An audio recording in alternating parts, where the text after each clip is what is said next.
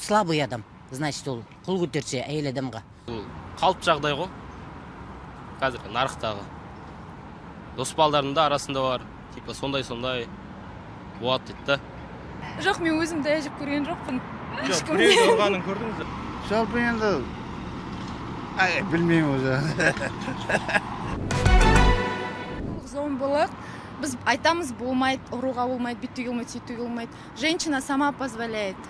Женщина бір таяқ жегеннен кейін уже ол семьядан, ол ерден кетпесе, ол бір шыдаса, мысалы, ер адам дейтін бір рет қолын көтеріп, үйреніп кетсе, это уже входит в привычку, и каждый раз на автомате ер адам тек анау аузын ашып қалған кезде салып қалады болды.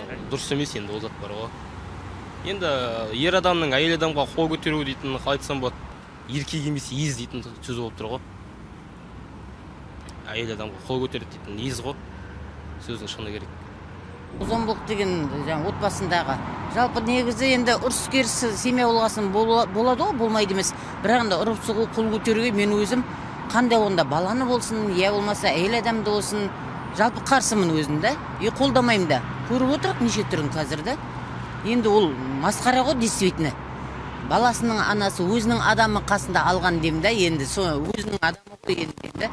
Жаңағыдай ол неше түр болады, Құдай сақтасын. Мен оған енді действительно ондай ер адамдарды вообще құптамаймын да, вообще шынымды айтсам адам құрлы көрмеймін.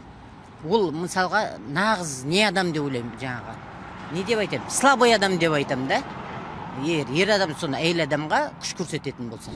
Дұрыс емес. Дұрыс емес.